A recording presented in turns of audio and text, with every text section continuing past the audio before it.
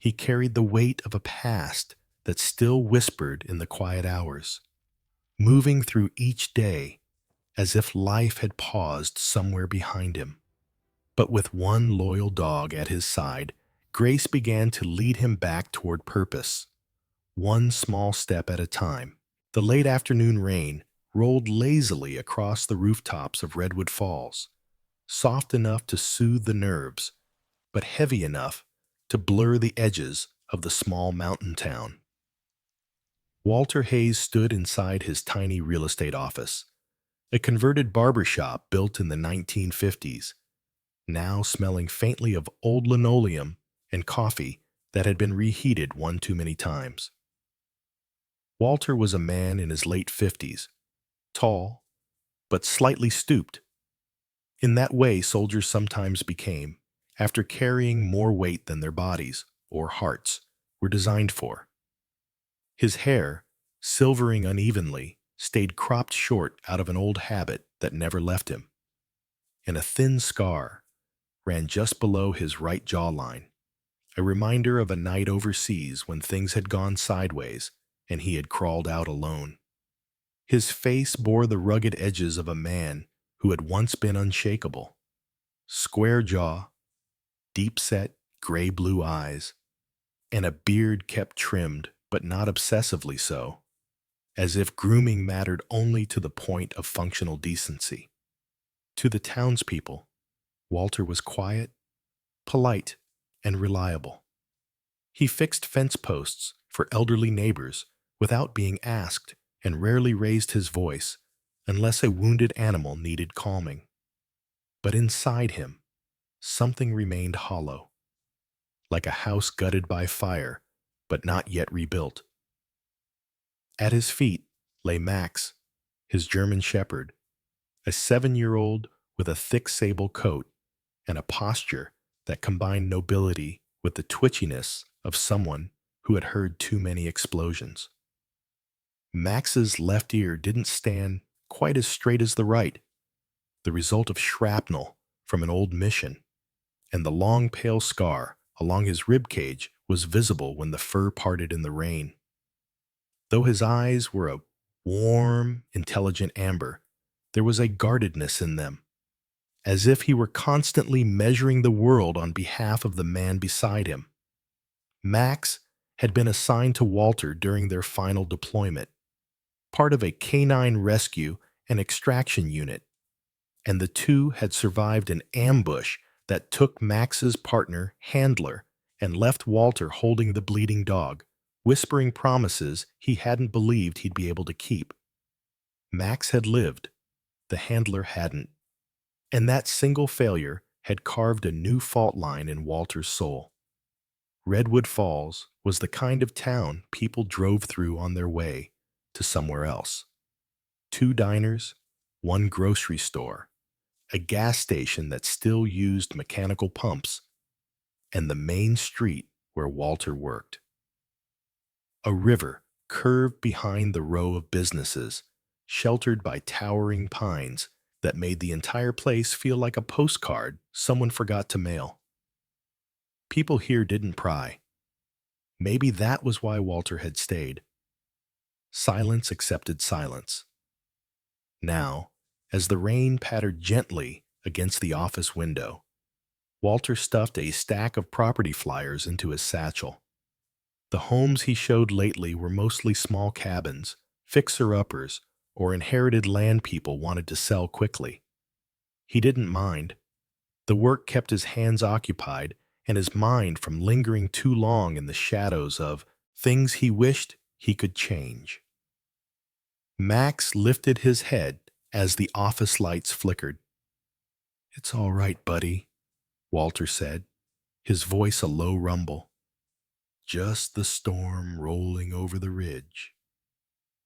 The dog wasn't convinced. His muscles tensed beneath his coat. He stared toward the front door with the alertness of a soldier pressing his back to a wall. "You smell something?" Walter asked, already knowing the answer. Max never tensed for no reason, not anymore. Walter checked the time. The office technically closed 20 minutes ago, and no client would willingly drive through that rain just to ask about a faded bungalow on Birchwood Drive. Still, Max remained rigid. Walter reached down, giving the dog a reassuring scratch between the ears. Come on, let's get home before the storm gets worse. My knees aren't what they used to be. He slung his satchel over his shoulder, grabbed his keys, and stepped toward the door. Max followed, tail low, body tense, posture forward. The stance of a trained professional preparing for something invisible but undeniably real. Just as Walter slid the key into the lock, Max let out a sharp, guttural growl, one Walter hadn't heard in years. Not since the desert. The dog pulled at the leash once, then twice, then planted his paws and yanked harder, nearly dragging Walter backward. Max, easy, Walter hissed, startled by the force. The dog's claws scraped against the wet concrete as he pulled again, directing his body toward the far end of Main Street. Walter blinked rain out of his eyes. What is it? A deer wandered down? A loose dog? But Max ignored every command, muscles trembling with urgency. The leash tightened. Walter felt the old dread coil instinctively in his chest. That feeling, when a dog like Max sensed something, meant more than danger. It meant someone was in trouble. Walter steadied his breath. Okay, show me. Max immediately surged forward. Walter stumbled at first, but regained his footing. The rain thickened. Turning the street shiny and slick, the neon sign from the closed diner flickered red and blue across the sidewalk as they passed, casting warped colors onto Max's wet fur. They crossed the empty street, water splashing around their ankles. Max wasn't just leading. He was following something. A scent, a sound, a memory. Walter couldn't tell. All he knew was that Max only moved like this when the world on the other side of the darkness needed them. As they neared the edge of town, Walter spotted something strange, a small, flickering light coming from behind an abandoned hardware store that had been boarded up since last winter. The building was long and sagging, with broken gutters and vines creeping up its faded walls. Nobody had used it in years. Max growled again, this time deeper, more focused. Walter tightened his grip on the leash. Easy, boy. Don't charge in. We don't know what's... A sudden metallic clang echoed from behind the building. Max jerked forward. Walter followed, heart racing. His boots splashed through a shallow puddle as they rounded the corner. There, near the open loading bay, stood a figure. A small one, shaking, drenched in rain. A little girl no more than 10, with tangled dark hair plastered to her cheeks, and a thin blue jacket 2 sizes too big for her small frame. She clutched something tightly in her hands. A plastic lunchbox cracked along the corner, and her sneakers were soaked through, as if she'd been running for a long time. Her face was pale beneath the street lamp glow, smeared with streaks of mud, and her wide hazel eyes flicked from Walter to Max with a mixture of fear and desperate hope. Walter froze. Max stepped forward slowly, lowering his head, tail stiff, but not threatening. Recognizing the scent of fear not directed at them, the little girl took a small step back, feet slipping slightly on the wet pavement. It's okay, Walter said gently, raising a hand in reassurance. You're all right. We're not going to hurt you. But the girl didn't respond. She swallowed hard, clutching the lunchbox tighter to her chest, as though it contained something precious or dangerous. Walter opened his mouth to say more, but Max suddenly snapped his gaze to the shadows behind the loading bay. His ears stiffened. His entire body lowered into a defensive stance. Walter's pulse kicked. Someone else was here, watching, waiting. Before he could speak, the girl whispered, barely audible through the rain, "Please, don't let them find me."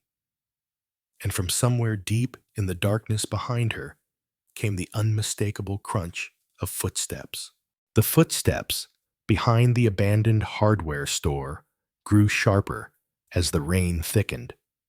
But when Walter spun to shield the trembling girl, the sound faded into the storm, as though whoever had been there had slipped back into the shadows. Max held his stance a moment longer, muscles taut, before finally easing. But he did not take his eyes off the darkness. Walter knew that when Max stayed alert like that, danger was not gone, just waiting. He knelt before the girl, lowering his voice. "You're safe for now. My name is Walter. This is Max. Can you tell me your name?" The child blinked, rainwater streaming down her pale cheeks. She hugged the cracked lunchbox tighter, shaking her head slowly, not out of refusal, but fear. Her clothes were soaked, her dark hair plastered messily against her forehead, and her body carried the fragile stiffness of someone who had spent too long under threat. Walter saw the signs immediately: uneven breathing, trembling fingers, the look over the shoulder every few seconds. He had seen it in refugees overseas, and in the mirror for years. "All right," Walter said softly. "Let's get you somewhere dry first." He extended his hand, but the girl didn't take it. Instead, she glanced down at Max. The dog lowered his head, sniffed the air, then gently nudged her hand with his nose. Something in the child's posture eased, just a fraction, but she finally stepped toward Walter. They crossed the street through the rain, and Walter unlocked his dusty red pickup truck. Max jumped into the back seat, but the girl hesitated at the open door. Walter noticed her eyes dart quickly toward the far end of the alley, scanning for movement. She was expecting someone, or running from someone. He guided her in, shut the door carefully, and drove away. The truck bounced down a narrow road leading to the riverbank, where aging mobile homes clustered in uneven rows like tired soldiers who had long given up trying to stand straight. This was the Riverside Park community, once vibrant, now quietly decaying. It was the kind of place people forgot existed unless they lived there. Dim porch lights flickered in the rain, illuminating potted plants, handmade wind chimes, and plastic flamingos dulled by years of weather. Elderly residents moved behind curtains, watching the storm, watching the girl being brought in by a stranger with a dog. No one stepped outside. The river, wide, dark, and slow, moved beside the park like a silent witness. Walter stopped near the final row of homes and turned to the girl. "Is someone here? Family?" She swallowed hard, then pointed toward the last trailer, the one with peeling blue paint and a crooked welcome sign hanging by a single nail. That was all the answer she gave. Walter and Max escorted her to the small wooden porch. Before he could knock, the door flew open. A woman in her early 60s stood there, short, sturdy, with wiry gray hair pulled into a messy bun. Her face showed a lifetime of sun and worry lines, her brown eyes sharp yet deeply tired. She wore an oversized cardigan, patched at the elbows, and held a broom as if it were a weapon. Ellen Brooks was not fragile. She was a widow built from resilience, the kind of woman who survived by sheer force of will, long after grief had tried to drown her. "Sophie?" she gasped as the girl rushed into her arms. "Thank God. Where have you been? I told you not to leave the park." Sophie buried her face in her grandmother's chest. Walter immediately realized, so the girl's name is Sophie. Ellen then looked up, seeing Walter and Max. Her defensive posture softened, but only slightly. "Who are you?" "Walter Hayes. Found her near the old hardware store. Max, my dog, led me there." Max wagged his tail once, but stayed alert, scanning the surroundings. Ellen placed a protective hand on Sophie's shoulder. "Thank you," she said quietly, sincerity breaking through her fear. "She shouldn't be alone out there, not after the week we've had." Walter frowned. "What's been happening?" Ellen exhaled shakily. That was when two men stepped out from behind the trailer next door. Men in dark suits, soaked from the rain, clearly not from around here. They looked out of place among the sagging porches and muddy gardens. The first man was tall, clean-shaven, mid-40s, with slick black hair and a sharp jaw that suggested a life of gym memberships and expensive self-care. His navy suit clung to his muscular frame, and his polished shoes were already ruined by the mud, but he didn't seem the type to care. His eyes were cold gray, the eyes of someone who had learned early that fear could be as persuasive as kindness. His name, according to the badge clipped lazily to his belt, was Mr. Doyle. The second man was shorter, broader, with a bulldog stance and heavy brows that made him look perpetually annoyed. His brown beard was trimmed but uneven, hinting at a man who either rushed through mornings or didn't have anyone who cared enough to point out imperfections. His nose had clearly been broken more than once, giving his face a skewed ruggedness. His badge read Rennick. Both wore the kind of expressions that said they were used to pushing people around.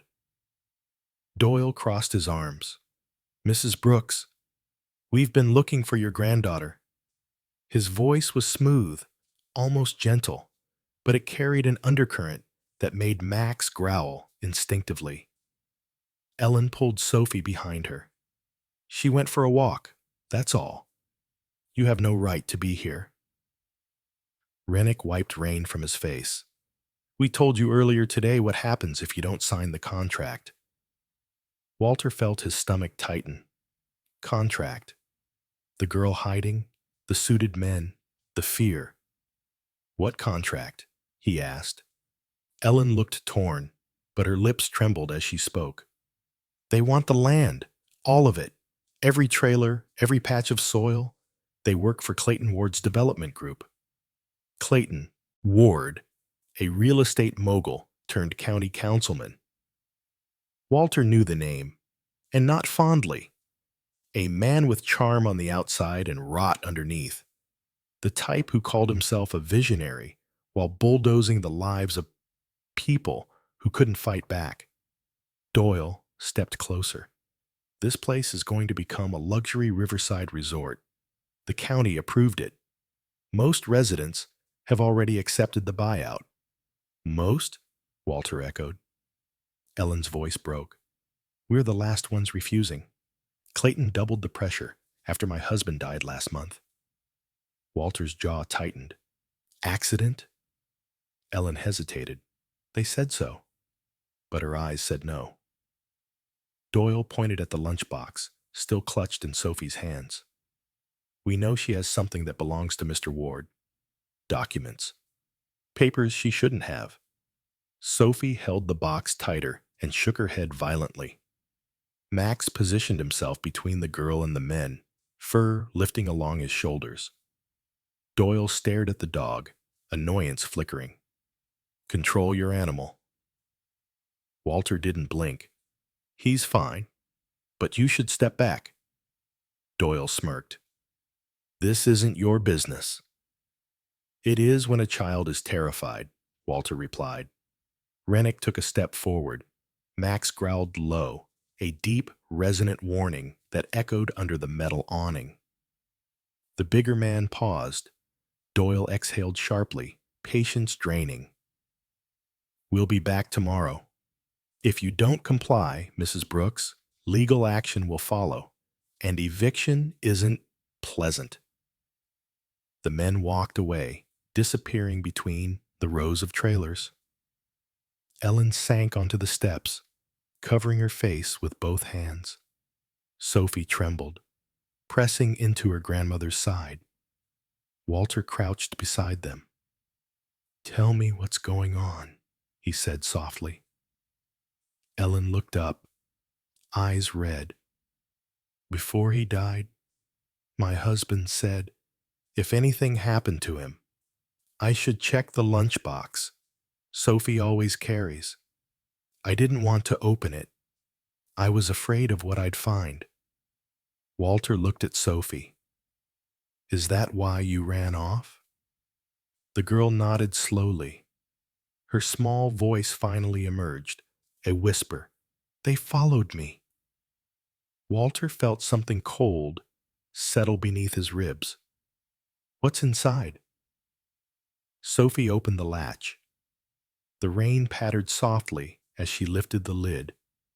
Inside were papers, old maps, property deeds, notes written in hurried handwriting, and at the very bottom, a photograph of Ellen's husband shaking hands with Clayton Ward. But the expression on the husband's face wasn't agreement.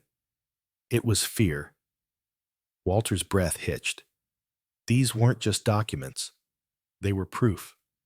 Ellen whispered, if Clayton wants these back, it means my husband died for knowing too much. Max suddenly snapped his head toward the road, ears stiff, body rigid. Walter followed his gaze. A black SUV, engine running, lights off, was parked far down the gravel road, watching, waiting. Walter stood slowly. Ellen, get Sophie inside. His voice was steady, but his pulse was not. Max growled again, deeper than before. The SUV's headlights flashed once, then twice, a signal, and without warning, its engine revved loudly as it began rolling toward them. The morning after the SUV incident arrived gray and muted, as if the sky itself held its breath over Redwood Falls. Walter unlocked the door to his office with a stiffness in his shoulders he hadn't felt in years. The storm from the night before had left the streets slick and the air sharp, carrying the metallic tang of wet concrete.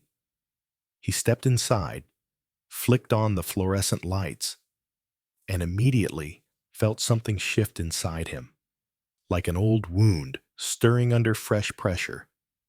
His desk, cluttered with property files and appraisal forms, looked suddenly less like the workspace of a real estate agent and more like a battlefield disguised as paperwork.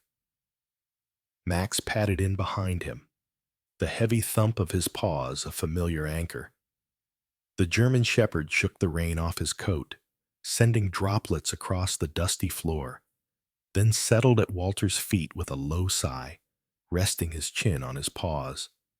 But his amber eyes never stopped moving. They flicked from window to door, always assessing.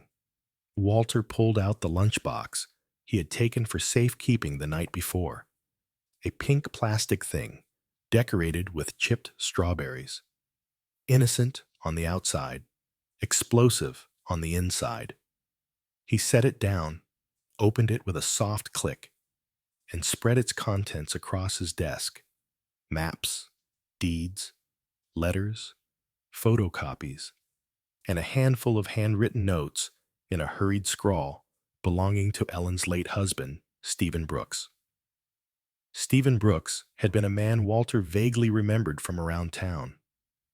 Tall, lean, with a sun-beaten face and the kind of steady handshake that made people trust him instantly. A Vietnam-era mechanic who later worked odd jobs and fixed neighbors' generators for free, Stephen had been respected in his quiet way. His sudden death, said to be caused by slipping on river rocks, hadn't caused the stir it should have. Now, looking at these papers, Walter felt cold prickles crawl up his spine. The first set of documents included zoning approvals and land use contracts. Each one looked legitimate until Walter examined the signatures.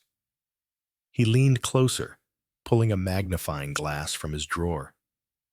Every signature from the supposed approving tenants had the same slanted pressure on the final stroke of the surname.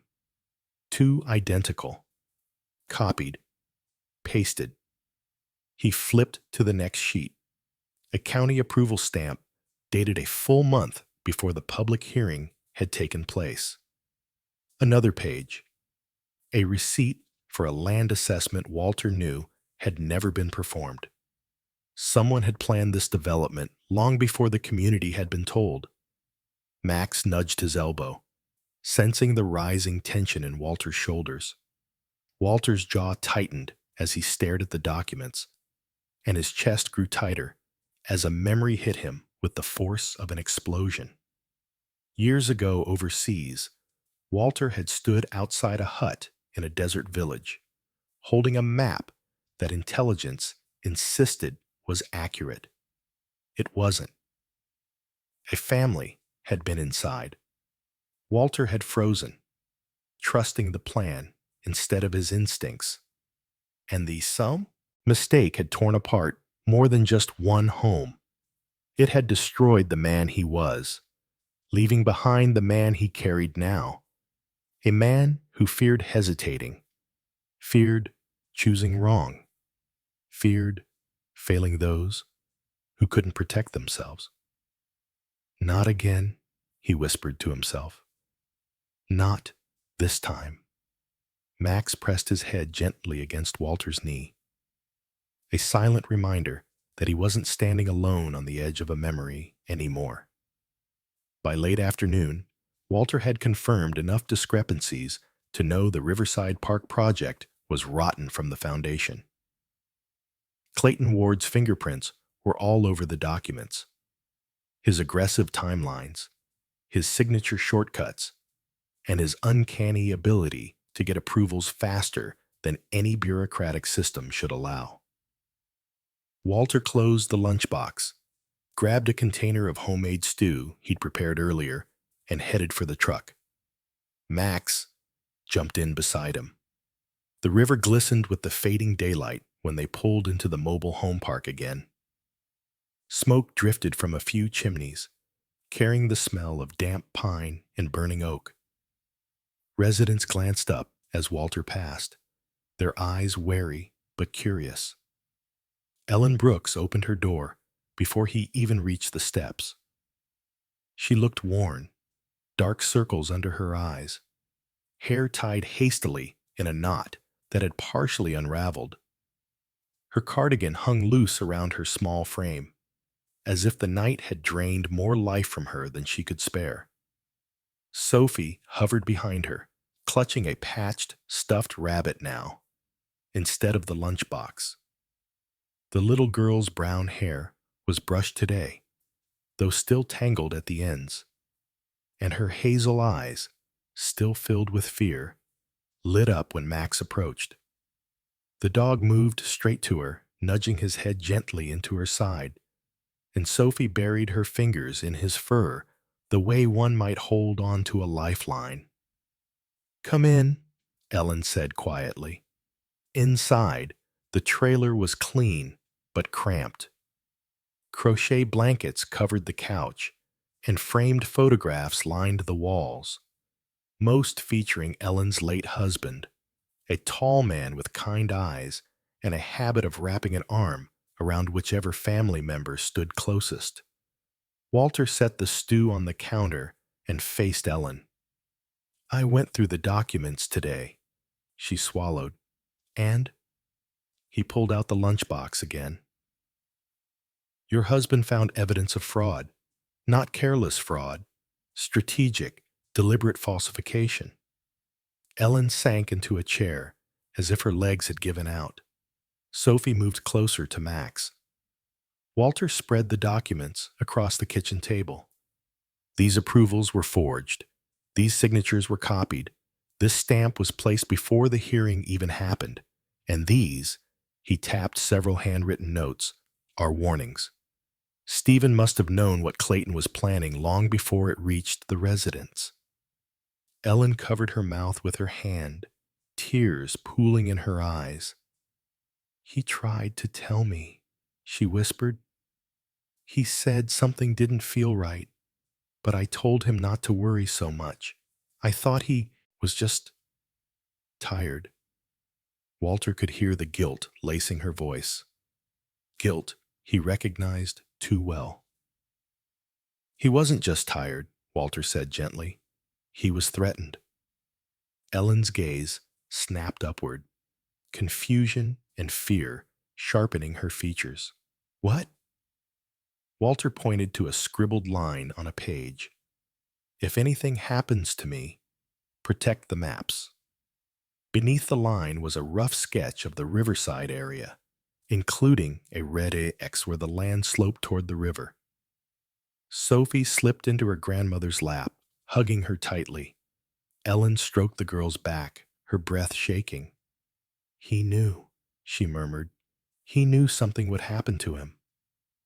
Max let out a low grunt and walked toward the front window, ears forward. His tail stiffened. Walter's instincts flared. He stepped beside the dog and looked out. A figure stood near the edge of the park road, lean, tall, wrapped in a dark coat. The man wasn't moving, just standing there, watching the trailer. His posture was still, calculated, predatory. Walter squinted through the glass. The rain began again, drumming softly against the metal siding. The man remained, his face partially hidden beneath the brim of his hat, but his gaze unmistakably cold. Ellen, Walter said quietly, do you know him? She stood to look and gasped. That's Nathan Crow, she whispered. He used to work with Clayton, a troubleshooter, the kind of man they send when people stop cooperating. As if sensing he was being discussed, the man turned slightly, just enough for Walter to catch the harsh angles of his jaw, the deep lines etched around his mouth, and eyes like slate carved beneath a heavy brow. Crow had the look of a man built from equal parts endurance and bitterness, someone who had spent too long doing jobs no decent person would want. Walter felt Max's muscles coil beside him. Sophie whimpered. Crow lifted a hand, slowly, deliberately, and curled one finger, gesturing an invitation or a threat. Then he opened the rear door of a dark pickup truck, got inside, and drove off, leaving wet tire tracks glistening like black veins across the gravel road. Ellen gripped the back of a chair to steady herself. He's never shown up here before. Walter's voice dropped low. He has now. Max let out a single sharp bark. A warning. Walter placed a hand on Max's back, feeling the tension thrumming through the dog like a live wire. Ellen, he said, turning toward her, I need to know exactly what Stephen told you before he died. Her breath hitched. He said, if anything happened, it wouldn't be an accident. She paused, swallowing hard. He said someone would come looking for the maps, and that I should trust the man who decides to stand with us. She looked at Walter, truly looked, and fear mingled with dawning understanding. He meant you, didn't he? Before Walter could respond, Max lunged toward the window, barking, a deep, urgent warning.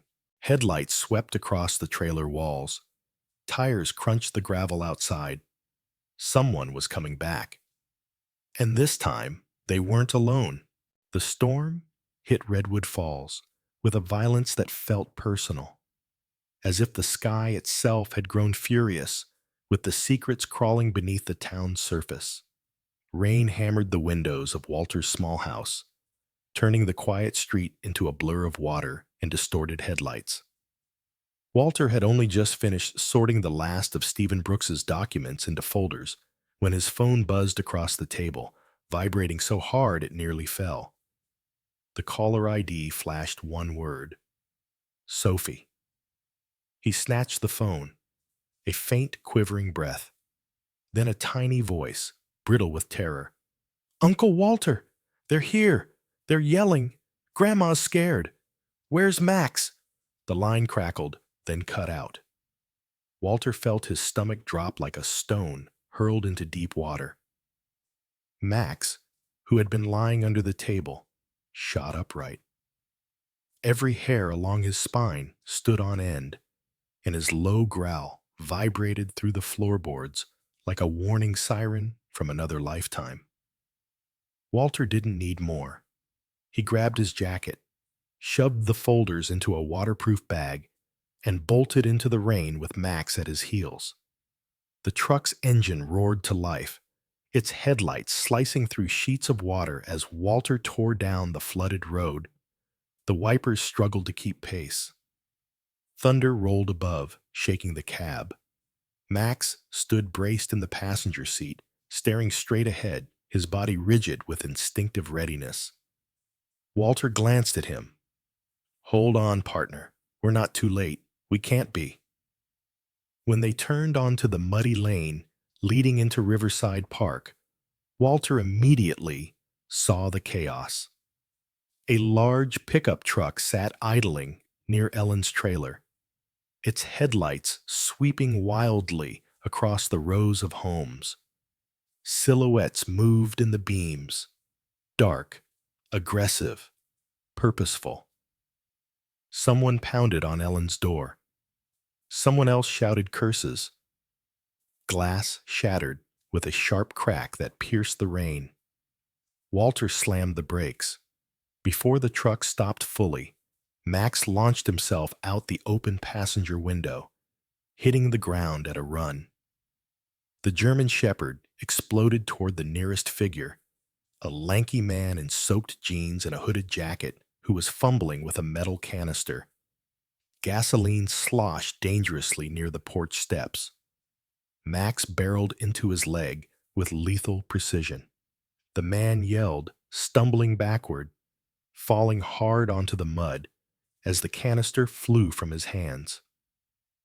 Max's deep, ferocious barks rang through the storm, echoing off metal siding and rattling the entire park awake. Walter jumped out, sprinting toward Ellen's trailer. The door flew open, revealing Ellen Brooks, her gray hair disheveled, her face pale, her breath ragged. She clutched a broom as if it were the only weapon she owned. Her cardigan hung half-torn from someone grabbing her earlier. Sophie cried behind her, clutching her patched, stuffed rabbit. "Walter!" Ellen gasped. "Thank God! It's them! Clayton's men! They want the documents!" Another crash. Someone kicked the trailer's side window. Sophie screamed. Walter forced himself calm. "Inside. Now." Ellen dragged him in. Max circled outside like a guardian, barking at every shadow that dared near. Inside, the air smelled of fear and broken glass. The lights flickered violently from the men tampering with the wiring outside. Ellen pulled up a loose floorboard under the small dining table, a hidden compartment that had clearly been untouched for years. Stephen told me, if he couldn't protect us anymore, this is where the last truth would be.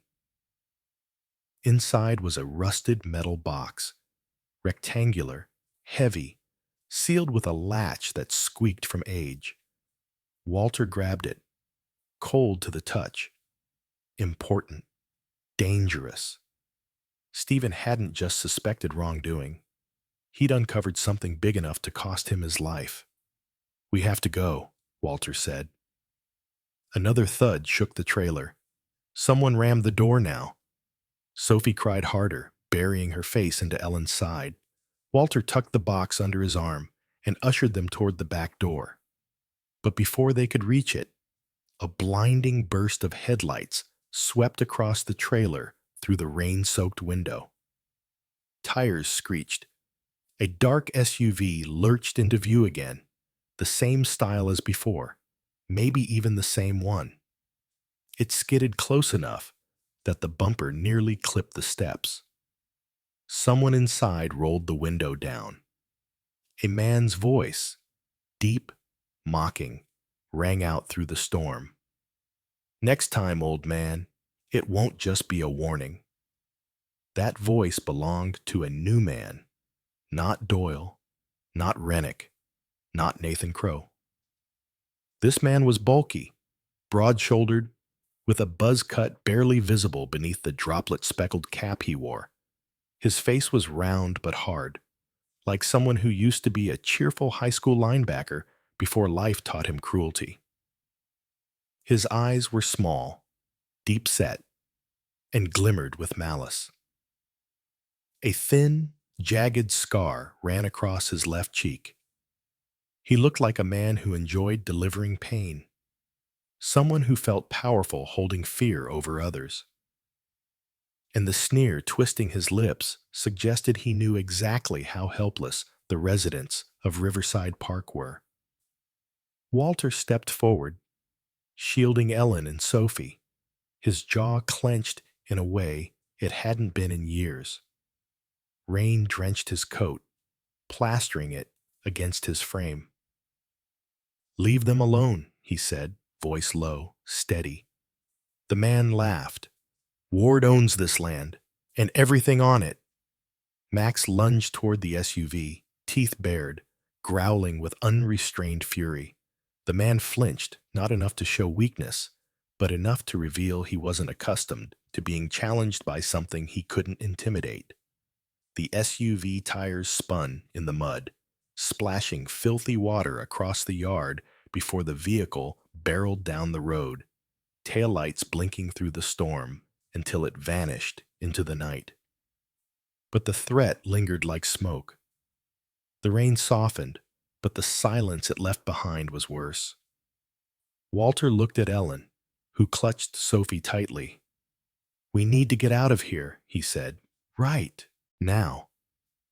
Ellen nodded shakily. "Where do we go? The police won't help us. They showed up earlier and did nothing." Walter didn't argue. Clayton Ward had local law enforcement eating from his hand for years.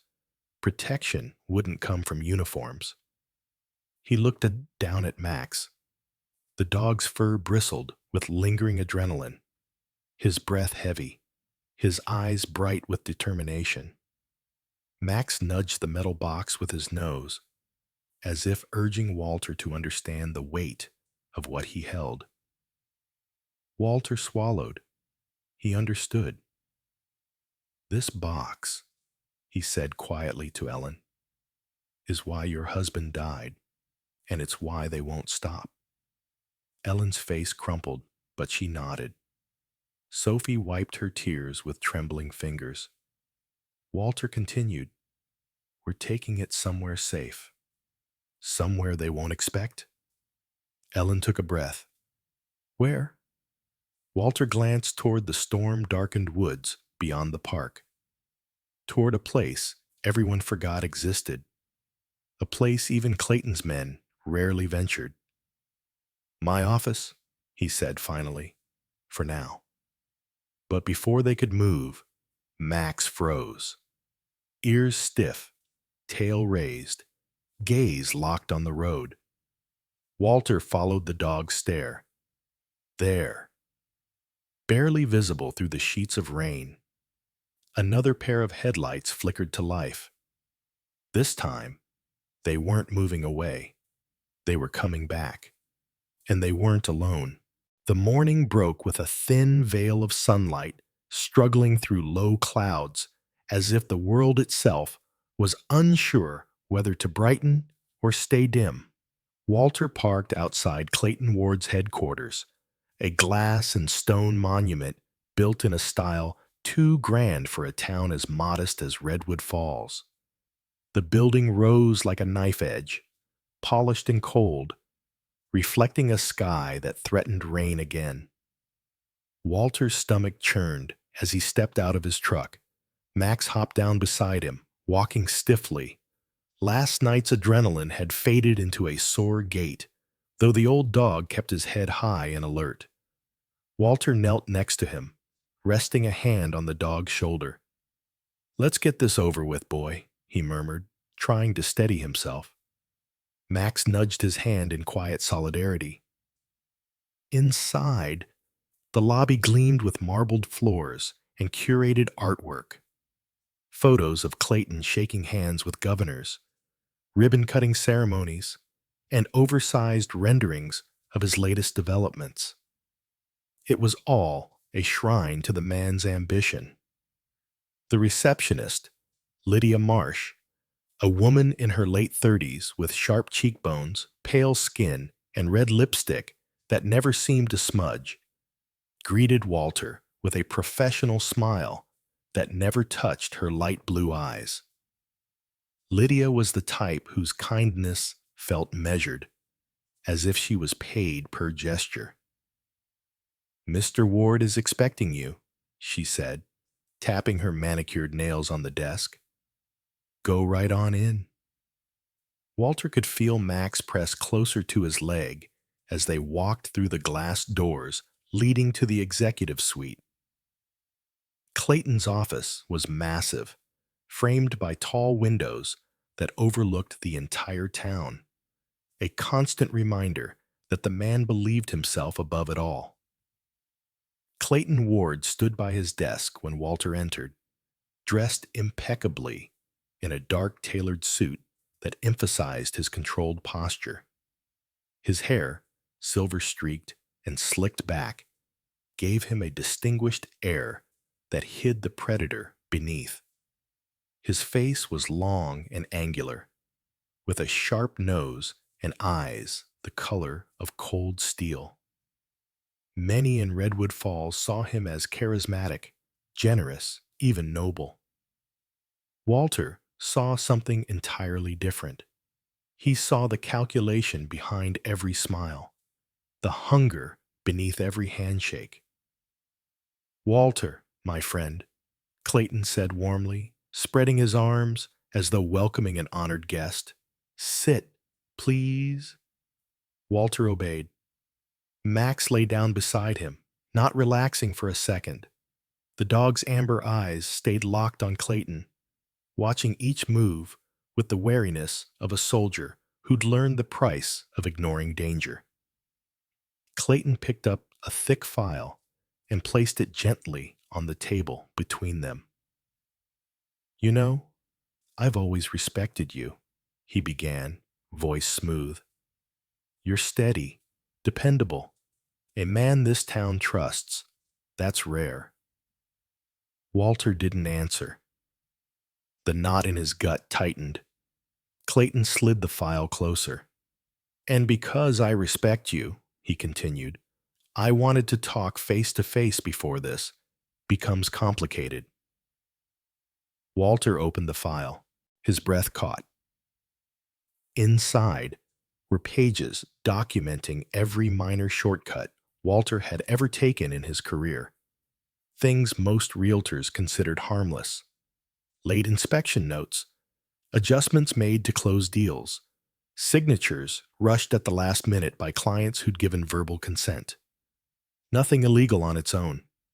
But Clayton had highlighted each one in red, annotated them, arranged them as if building a prosecution. Clayton said softly, "I can make all of that go away, as if it never existed." Walter stared at him, throat tight. "What do you want?" Clayton clasped his hands behind his back, his posture elegant, rehearsed. Stay away from Riverside Park. Convince Ellen Brooks to cooperate. That whole place is slowing down progress in Redwood Falls. You understand, don't you? Sometimes communities outlive their usefulness. Walter felt Max growl at his feet, a deep, low rumble. He placed a calming hand on the dog's back, though his own heart pounded with rage. Clayton, Walter said, struggling to keep steady, those people don't have anywhere else to go. Clayton lifted a brow. That's their problem, not mine, and not yours, unless you insist on making it so. His tone remained friendly, but his eyes sharpened like a blade. Walter rose slowly. I won't help you threaten them. Clayton sighed as though disappointed in a child.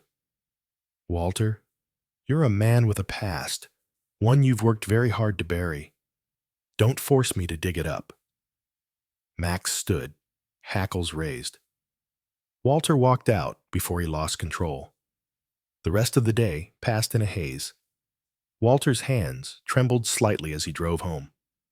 Anger, fear, shame, all tangled like barbed wire inside him. Max sat silently, occasionally glancing at Walter with concerned eyes. That evening, as the sun sank beyond the tree line, Walter drove to Riverside Park to check on Ellen and Sophie. When he arrived, he saw Ellen outside, packing suitcases into the back of her old car. The woman looked exhausted, dark crescents under her eyes, shoulders slumped, her sweater hanging loosely around her thin frame. Sophie stood nearby, clutching her rabbit, her small face blotchy from crying. Ellen, Walter called softly. She turned, startled, then tried to smile. We're leaving, Walter. I can't risk Sophie getting hurt. They threw a rock through our window this morning. Her voice cracked, the fear raw behind it. We don't belong in the middle of this fight. Walter wanted to say something, anything, but guilt pressed on him like a physical weight. He didn't have answers, only dread. As Ellen leaned into the trunk to adjust a bag, Sophie stepped backward near the edge of the driveway, trying to pull her rabbit from under another bag.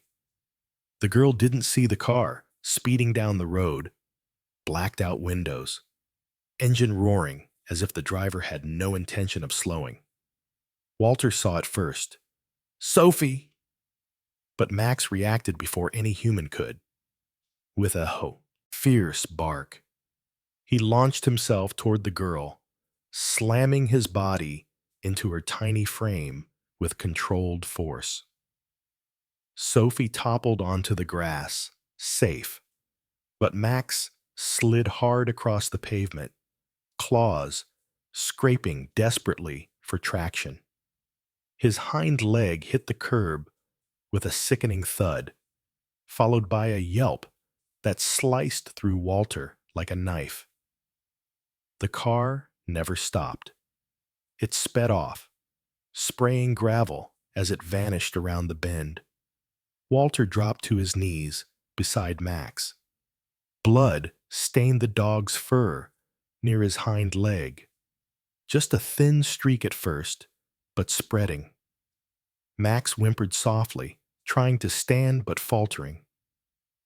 Sophie scrambled toward him. Max! Max! I'm sorry. I'm sorry. Walter swallowed hard, forcing calm into his trembling hands as he examined the injury. Not fatal, but painful. Dangerous, if ignored. Ellen knelt beside them, her face ashen. They did this, she whispered. Clayton's people did this. Walter wrapped his arms around Max's shoulders, steadying the distressed animal. Something old and buried rose inside him, an emotion he'd long feared. The raw, helpless horror of losing someone because he hesitated.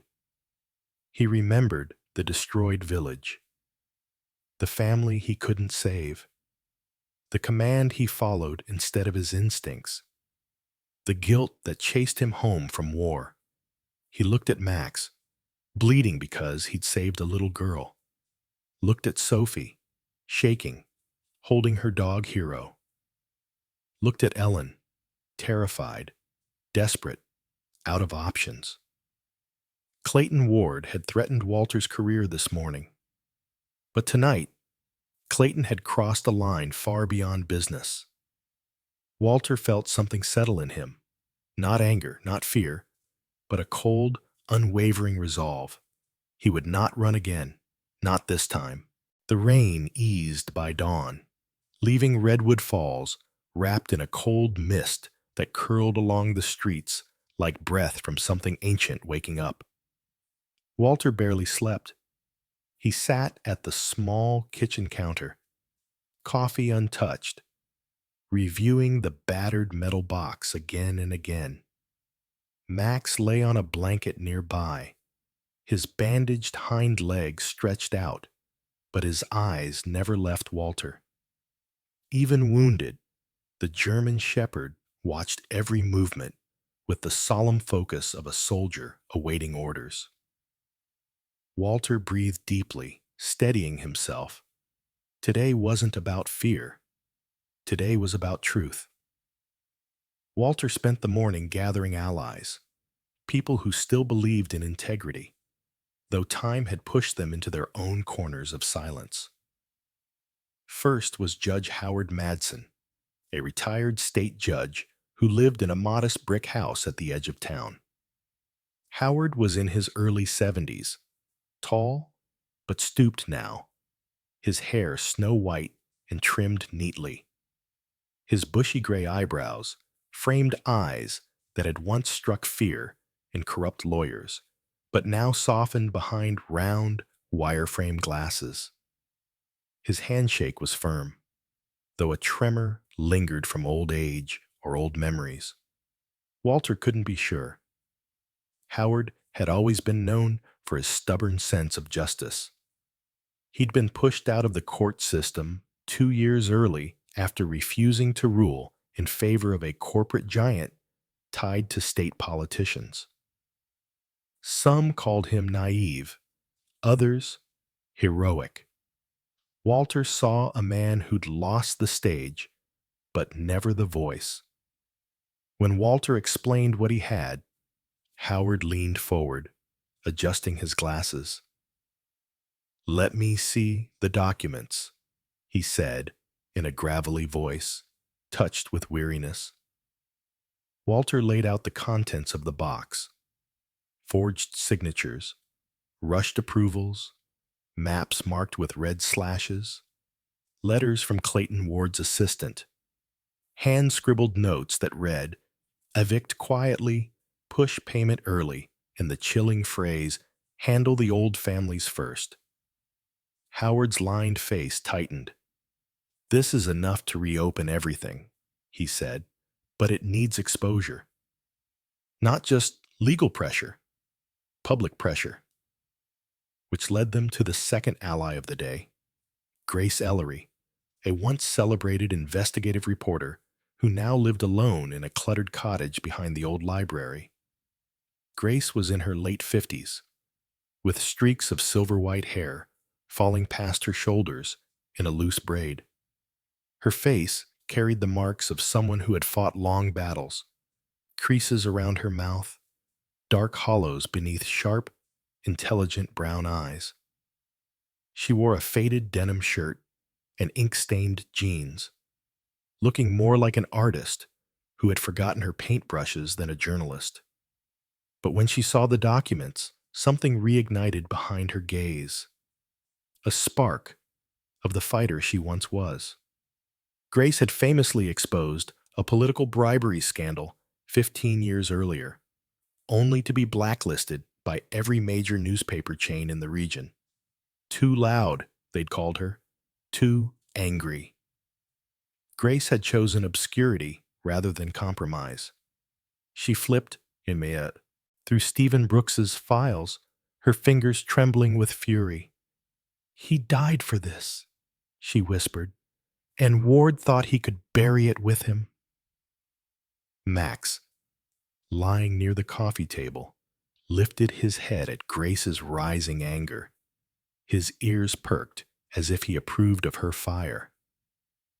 "We take this to the hearing," Grace said, already gathering a portable recorder and tucking a camera into her bag. "If Ward wants a stage, we'll give him one." By afternoon, the town hall overflowed with people: developers, residents from Riverside Park, curious onlookers, and Clayton Ward's entourage of lawyers dressed like crows in dark suits. The building hummed with tension. Ellen and Sophie stood just inside the entrance, both looking frightened but resolute. Ellen had brushed Sophie's hair into a neat ponytail, though strands escaped in nervous curls. The girl clutched Max's collar with small fingers as if holding on to a living shield. Walter approached them. "Stay close," he murmured. "Both of you." Max walked proudly beside Sophie, wearing his old military collar, a faded khaki band with his canine ID tag still attached. The metal jingled softly with each step, a reminder of the life he'd lived before becoming a pet. Today, he wasn't a pet. He was a protector. Inside the hall, Clayton Ward stood at the front, shaking hands with local officials. His suit was immaculate, his smile immaculate, his arrogance immaculate. His eyes briefly scanned the room, landing on Walter. The smile stiffened, only for a second, before Clayton masked it with a politician's charm. Judge Madsen took a seat near the front, his posture rigid with suppressed anger. Grace positioned herself discreetly at the side, setting up a small device on the podium. Walter noticed the glint of a hidden camera lens. Good. Evidence would speak louder than fear. The council chair called the hearing to order. Clayton's lawyer, Mr. Reed Talbot, rose first. A thin man in his 40s with slick black hair and an oily smile, Reed spoke as though he'd been marinated in smooth, rehearsed lines. "The Riverside Park redevelopment will bring prosperity," he intoned, waving documents. "All residents signed willingly. Rumors of coercion are unfounded." Walter clenched his jaw. Then came the moment for the public response. Walter stepped to the podium. "I have documents that show otherwise." The room stirred. Clayton's voice rang out sharply. "Mr. Hayes, don't embarrass yourself." But Walter wasn't alone. Judge Madsen rose. Grace activated her recorder, and Max moved closer to Sophie, sensing something coming. Walter opened the metal box. He displayed the forged signatures, the falsified dates, the hidden letters referencing removal of old families, the map with red X's over the Brooks home. Gasps rippled through the hall. Clayton stiffened, his calm mask cracking faintly. Then something unexpected happened. Sophie tugged Walter's sleeve. I have something," she whispered. Her small legs trembled as she walked to the podium. She held a folded document, something Walter hadn't seen before. Max had nosed it out from under the final layer of the metal box that morning, whining until Walter finally checked again. Sophie lifted the page with trembling fingers. Her voice quivered, but stayed strong. This is from my grandpa's drawer. The day he died." Walter's breath caught. It was a coercion agreement, dated the same day as Stephen Brooks's accident, signed under duress, stamped before midnight. And at the bottom, someone had scrawled, "Ward wants this finished today." Clayton reacted too quickly. He lunged forward, slamming his palm on the podium. "This is nonsense. Fabricated." His temper snapped. His polished facade shattered, and Max responded. The German Shepherd barked, not a frightened bark, but a sharp, commanding bark that echoed through the entire hall like a hammer blow. Clayton flinched backward. Cameras flashed. Whispers filled the room. Then Grace pressed a button on her device. A recording played. Stephen Brooks's voice, faint but unmistakable, speaking in fear. "They said they'd take Sophie if I don't sign. Clayton's man said they'd clean up the problem after." The hall exploded in noise. Clayton's face drained of color. He turned, desperate, and bolted toward the exit. But Max was faster. The dog slipped free from Walter's grip and sprinted ahead, positioning himself in front of Sophie first, then pivoting to block Clayton's escape. Max stood tall, teeth bared, not attacking, but warning. Clayton skidded to a halt, nearly falling. Suddenly, state police burst through the doors. Judge Madsen had called them earlier, anticipating trouble. Officers surrounded Clayton, handcuffing him as he sputtered curses. Walter exhaled long and slow. Not triumph, not joy, just release. A weight finally loosening after years of silence.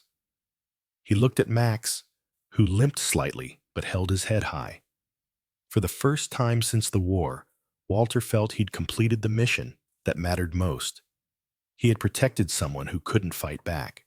The days following the hearing moved slowly, like a tired river rediscovering its path after a long season of storms. Redwood Falls changed in subtle ways at first.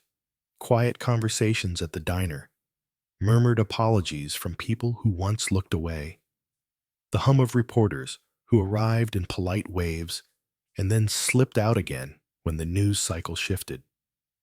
But beneath that, something deeper settled in. A sense that a wrong long left to fester had finally been named, dragged into the sunlight, and scrubbed raw. Walter Hayes found himself at the center of it in ways he never expected. He'd never enjoyed attention, never sought praise, and never felt comfortable being someone people pointed to and said, "That man did something brave." He was a soldier who came home alive when others didn't, a survivor who carried guilt like a second spine. And yet, as the town retold the events of the hearing, the narrative reshaped him, without his permission, into a quiet hero who'd stood up to a giant. It made him uneasy, proud, conflicted, all at once. On the second morning after Clayton Ward was arrested, Walter stepped out onto his porch to fetch the mail and saw 3 envelopes tucked into the screen door. One was from a local couple who thanked him for protecting the elders of the community. Another was from a young mother he had sold a house to 5 years earlier, saying she wanted to work with him again once the dust settled. The last was a child's drawing, an uneven but earnest sketch of Max wearing a cape. Walter chuckled softly. "You hear that, Max?" The German Shepherd, lying on the porch with his legs still lightly bandaged, thumped his tail twice. His recovery was steady, though he still walked with a stiff hitch that made Walter's stomach twist with protective worry. Yet the dog's spirit was unbroken. If anything, the wound seemed to remind him that he still had purpose to fulfill. As the morning sun climbed higher, Walter felt a presence at the edge of his yard. He turned to see Sheriff Alice Rowan, a woman in her mid-50s with a sturdy build and a strong, square jaw softened only by the faint wrinkles around her dark eyes. Her salt and pepper hair was tied neatly into a ponytail beneath her uniform cap. Sheriff Rowan had only taken office 3 months ago, inheriting a department riddled with Clayton's influence. She had a reputation for being firm, fair, and unafraid of pissing off the wrong people. She approached with measured steps. "Hayes," she said, nodding, "I wanted to tell you personally Clayton was moved to the county jail an hour ago. State attorneys are filing charges: racketeering, coercion, falsifying land documents, attempted fraud, conspiracy to displace vulnerable residents, and more coming. Walter exhaled slowly. Good. Rowan studied him for a brief moment, then allowed a rare, small smile. You did what a lot of people couldn't, or wouldn't. Her gaze shifted to Max. And your partner there, he's got more courage than half my deputies. Max wagged his tail as if accepting the compliment. Rowan tipped her hat. Take care of yourself, Walter. Then she left as quietly as she'd come. That same afternoon, Walter drove to Riverside Park. The mud had barely dried from the recent storms, but the residents moved through the lanes with a lightness he hadn't seen before. Some cleaned their porches. Some tended gardens that had been neglected during the weeks of fear, and children rode bicycles along the gravel path. The county had announced the temporary halt of all development projects pending investigation. A new committee, led by townsfolk rather than executives, was tasked with reviewing the community's rights. It was the beginning of something new, fragile but hopeful. Ellen Brooks was sitting on the small wooden steps outside her trailer, peeling apples with practiced motions. She looked older than when he first met her, but stronger too, as if the truth had returned a part of her spine. Her hair, gray, with thin streaks of honey brown, was pulled into a loose bun, and she wore a soft blue sweater that made her seem gentler than usual. Sophie sat beside her, drawing crooked flowers in a notebook. When she saw Walter, she jumped up, the notebook flapping behind her like a loose wing. Walter, can Max come out? Please? I want to take him to the willow tree. Max, recognizing her voice, let out a short bark from the truck's back seat. Ellen stood, wiping her hands on her apron. Only if he's feeling up to it, she said gently, though her eyes already softened at the sight of the big dog. Walter opened the door. Max hopped down carefully, his gait uneven but determined. Sophie ran to him, wrapping her arms around his neck in a careful hug, mindful of his wound. Max licked her cheek, and Sophie giggled, a sound that washed away some of the heaviness still trapped in Walter's chest. We were just talking, Ellen said softly, about maybe staying in Redwood Falls? For good. The community council offered me a booth at the farmer's market to sell my pies again. Walter smiled. You should. People here need someone who knows how to sweeten a bitter day. Ellen laughed, a warm, low sound that made Walter's stomach tighten in a way he didn't expect. Then Sophie tugged his sleeve. Can you come too? We can bring Max. He likes the willow tree. It smells nice. Walter felt something shift inside him, like a door creaking open after years of rust. Sure, he said quietly. Let's go. They walked, Walter, Ellen, Sophie, and Max, following the path that curved behind the homes and toward a wide grassy field dotted with dandelions. A giant willow tree stood near the creek, its branches drifting like long curtains dancing in the breeze. Sophie rushed ahead with Max trotting after her, tail wagging with growing enthusiasm. Walter and Ellen followed more slowly. You know, Ellen said after a moment, you didn't have to help us. You could have walked away. I almost did, Walter admitted. But then I thought, if I didn't do something, I'd be right back where I was before, running from a fight I should have faced. Ellen looked at him with such understanding it startled him. We all run from something, Walter, but sometimes life gives us a reason to stop. They reached the willow, Sophie spun in circles beneath the sweeping branches. Max barked once, happily, then lay down with a satisfied groan, resting his head on Walter's boot. Ellen sat close, closer than before, but not too close. A gentle nearness, warm without pressure. "You and Max," she said quietly. "You're welcome in my kitchen any time. Both of you." Walter swallowed. The late afternoon sun cast gold across the field, and for the first time in so long, his heart didn't feel like a locked room. The noise inside, the guilt, the memories, the fear, had softened to a distant hum rather than a storm.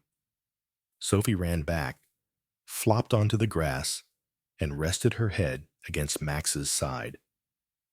"We're a team now," she said matter-of-factly. "Right, Walter?" Walter looked at her, then at Ellen, then at Max.